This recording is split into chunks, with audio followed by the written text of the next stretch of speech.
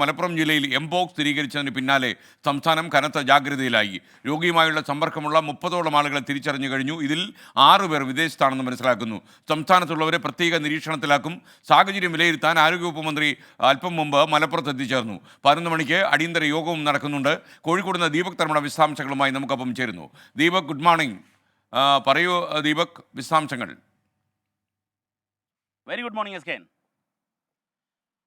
K എംപോക്സിനെ അതീവ ജാഗ്രതയോടെ കാണണം എന്നുള്ളതാണ് ആരോഗ്യവകുപ്പ് മുന്നറിയിപ്പ് നൽകിയിരിക്കുന്നത്. അതുകൊണ്ട് തന്നെയാണ് ഇന്നലെ രാത്രി തന്നെ യാത്ര പുറപ്പെട്ട് മലപ്പുറത്തേക്ക് ആരോഗ്യമന്ത്രി വീണ ജോർജ് എത്തിയത്. വീണ ജോർജ് സ്ഥിതിഗതികൾ വിലയിരുത്തുന്നു. അതിനുശേഷം 11 മണിക്ക് ഉന്നത ഉദ്യോഗസ്ഥരുടെ നിർണായക യോഗം ചേരും. അതായത് എംപോക്സ് വ്യാപനം ഇപ്പോൾ നമ്മൾ കണക്ക് പ്രകാരം 23 മുതൽ 30 വരെയുള്ളവർക്ക് സമ്പർക്കം പ്രാഥമിക പട്ടികയിലുണ്ട്. ഇവരുടെ ആരോഗ്യനില തൃപ്തികരമാണ്. മാത്രവുമല്ല, ഈ എംപോക്സ് ബാധിച്ച് ആദ്യമായി ഇവിടെ എത്തിയിരിക്കുന്ന പ്രവാസിയുടെ ആരോഗ്യനിലയും തൃപ്തികരമാണെന്നാണ് അല്പം മുൻപ് വീണ ജോർജുമായി സംസാരിച്ച സമയത്ത് മനസ്സിലായത്. ഏതായാലും ആരോഗ്യവകുപ്പ് വിപുലമായ സന്നാഹത്തോടുകൂടി എംപോക്സിനെ തുരുത്താനുള്ള ശ്രമങ്ങൾ ആരംഭിച്ചു. ഇന്നലെ തന്നെ 14 നോഡൽ ഓഫീസർമാരെ പ്രഖ്യാപിച്ചു. അവരുടെ ഫോൺ നമ്പർ ഉൾപ്പെടെ പുറത്തുവിട്ടു. കാരണം ഏതെങ്കിലും രീതിയിൽ സംശയമുള്ളവർക്ക് നേരിട്ട് അധികൃതരുമായി സംവദിക്കാൻ, ആശങ്കയകറ്റാനുള്ള സംവിധാനമാണ് ഏർപ്പെടുത്തിയത്. ഏതായാലും ക്വാറന്റൈൻ ഉൾപ്പെടെ, അതായത് ഐസൊലേഷൻ വാർഡ് ഉൾപ്പെടെ എല്ലാ ജില്ലകളിലും പ്രധാന കേന്ദ്രങ്ങളിൽ പ്രവർത്തിക്കുന്ന രീതിയിലാണ് ആരോഗ്യവകുപ്പ് സംവിധാനം ഒരുക്കിയിരിക്കുന്നത്.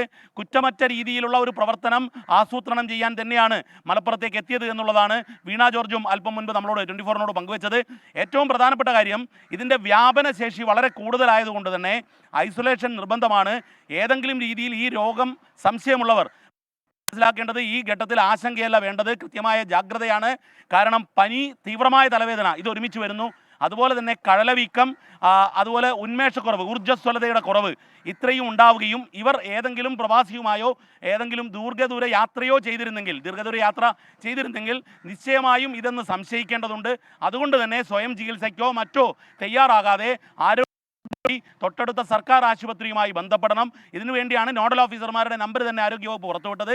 ഏതായാലും നേരത്തെ വന്ന് തുരത്തിയതാണ് ഈ എംപോക്സ് എന്ന കുരങ്ങുപനിയെ. അതുകൊണ്ട് തന്നെ കേരളം ഇതിനെ അതിജീവിക്കാൻ എത്രയും വേഗം കഴിയുമെന്നുള്ള പ്രതീക്ഷയിലാണ് എസ്. ഓക്കെ, ദീപക് തർമ്മടമാണ് നമുക്കൊപ്പം ചേർന്ന്.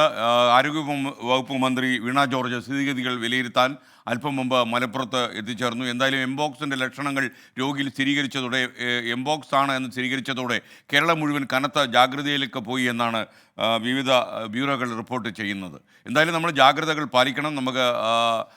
കാരണം ഈ എംപോക്സ് എന്ന് പറയുന്നത് ലോകത്തെ ഒരു വലിയ മഹാമാരി തന്നെയാണ്. ലോകാരോഗ്യ സംഘടന കുറച്ച് നാൾക്ക് മുമ്പ് വലിയ മുന്നറിയിപ്പ് നൽകിയിരുന്നു. പ്രത്യേകിച്ച് ആഫ്രിക്കൻ ഭൂഖണ്ഡങ്ങളിൽ ഇത് വ്യാപിക്കാൻ തുടങ്ങിയത് എംപോക്സ് മനുഷ്യരാശിക്ക് ഒരു ഭീഷണിയാകും എന്ന രീതിയിൽ തന്നെ WHO മുന്നറിയിപ്പ് നൽകിയിരുന്നു.